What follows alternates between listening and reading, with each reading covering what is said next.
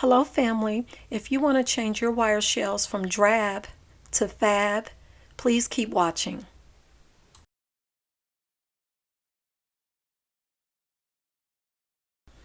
Okay family, what I'm doing here is showing you all the supplies you're going to need if you're going to make the wire covers for your shelves. I purchased 6 poster boards from the dollar store. You can get your poster boards from the dollar store, any craft store, Walmart even. I already had an Exacto knife, but you're going to need something to actually cut the boards with.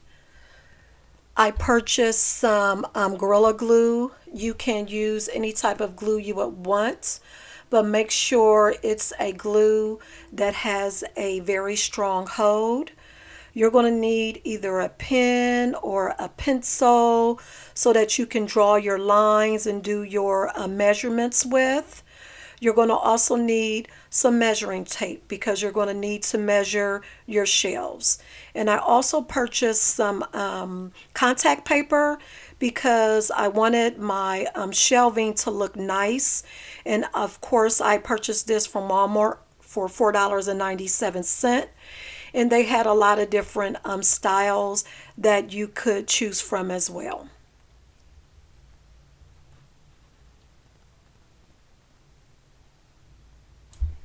So next, what you see me doing is I'm going to take my tape measure and I'm going to measure the actual length of my wire shelving. My shelving or my actual linen closet is pretty small, so it took me a little bit of time in order to get the tape measure where I needed it at, to get not really an exact measurement, but pretty close. And I also measured the width of the shelving as well. And what I'm going to do is take those measurements and transfer them to my poster board.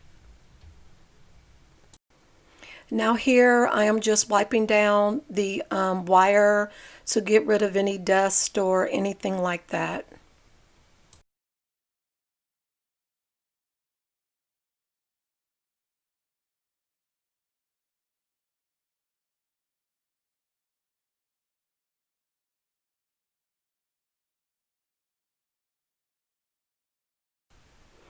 So guys, here what I'm doing is I'm taking my tape measure and I'm transferring my actual measurements to my first poster board. And this poster board, this one that I'm marking is going to be the template that I'm going to use for the rest of the poster boards that I have. So I'm actually only going to have to do my measuring for the bottom part of the template one time, and then I'm going to transfer those measurements to the other boards.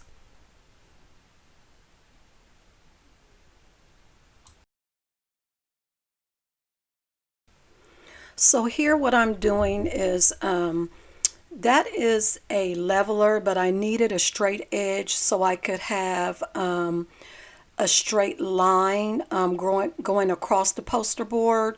And I also like the level because it let me know that my line was straight. You don't have to use a leveler if you don't want to, but that is the I didn't have a ruler, and that's the biggest thing I had, so I just used it and it worked out perfectly.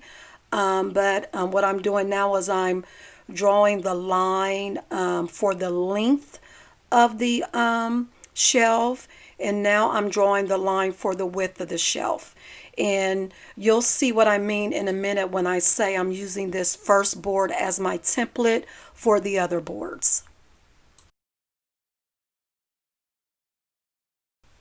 So now here I'm taking my Exacto knife and I'm just tracing out the length of the board, and I'm going to trace out the width of the board.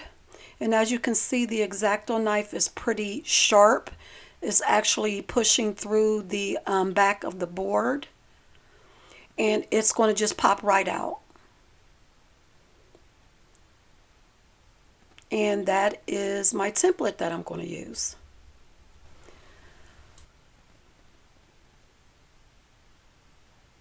So here I'm just doing a trial run to make sure the template fits in there, because remember, this is the one that I'm going to use for the other 4 boards that I'm going to trace this one with.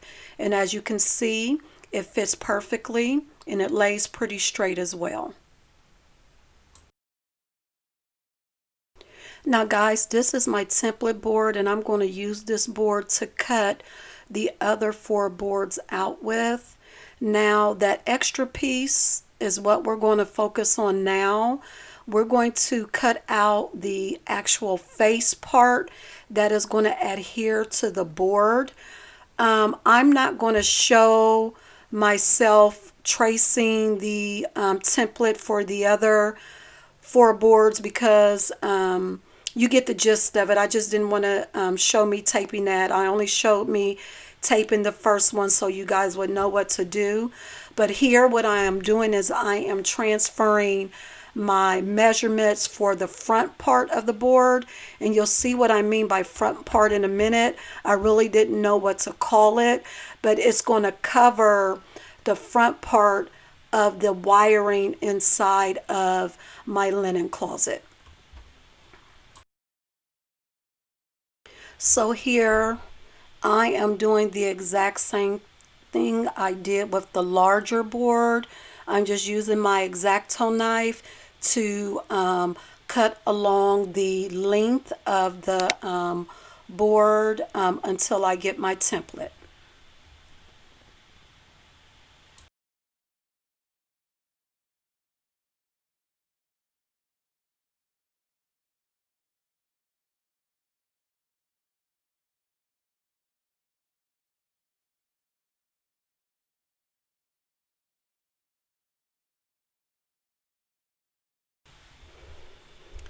And once you see me cut it, I'm going to put the flat piece together with the front part so you'll get a gist of what it's going to look like.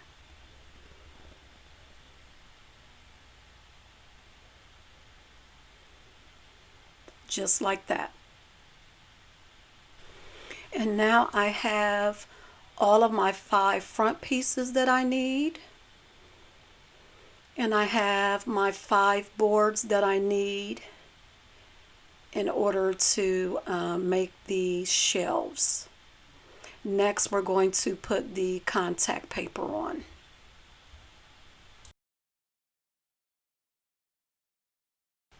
So if you haven't put contact paper on anything before, it's pretty easy and self-explanatory what I'm showing you here. It comes with grid lines, as you can see there, to help you ensure that, for one, you don't waste paper and you have straight lines. Here I am just tracing each of my boards out and making sure that I leave about 1 inch on each side, because once I adhere the contact paper to the top side, all I'm going to do is just fold the other sides over. I'm not going to put any contact paper on the bottom side because you're not going to see that anyway, and I didn't want to waste any paper. But basically all you do is pull the contact paper apart from its backing, and contact paper is pretty sticky, so you have to be careful. But as you can see there, all I'm doing is sticking it to the board, and I'm using a painter's stir to flatten it out. You want to make sure that you don't have any bubbles when you are putting the contact paper on. Now, in this part of the video, for some reason it cut out and you will not see me folding it over, but you will see the end result in a few minutes.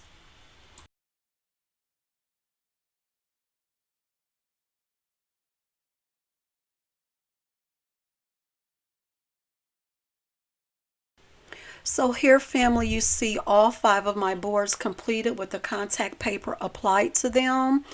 And as you can see, when I turn this board over, you will see how I folded the flaps on back, and I did not use any contact paper on the back because you don't need it.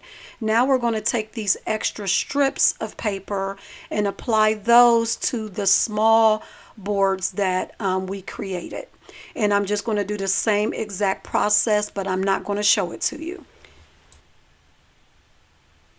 And voila, with the magic of editing, I have completed all 5 of the smaller boards by placing the contact paper on them. And now they are ready to go, looking nice and neat. And all I have to do now is take my boards that I've finished and take my front parts and glue those together. Okay guys, what I've done is place each board on a shelf, and then what I'm going to do is take each face that I've created and glue it to the lip of the board. I had to do it this way because if I would have glued the lip first, I would not have been able to fit the boards inside the linen closet because it's so small. And the last and final step I'm going to show you guys, that is the lip, or what I call the lip, but it's actually the edge of the board. And I'm going to take my piece and glue it like that. So what I'm doing now is I'm getting my Gorilla Glue, and I'm going to take it and put it along the edge of the bottom board. Make sure you put a generous amount because you want to make sure that the board adheres to it pretty strongly.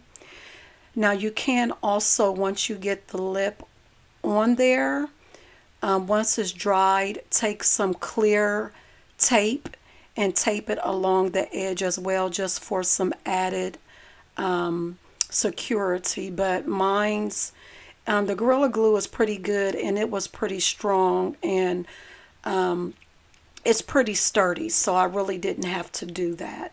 But that is just an option for you. And you want to hold it there for a few seconds to make sure it adheres properly. And make sure you do it all across the actual board. And there you go. Well, okay, family, that is my first DIY project in the books.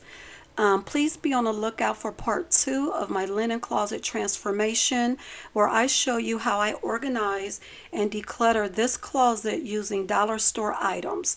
If you like this video, guys, please give me a thumbs up, and please make sure that you comment in the comment section. Like I said before, it does help my channel. If you are new to my channel, please consider hitting that subscribe button and joining my YouTube family. That is going to be it for this video. I will see you guys in the next one. God bless.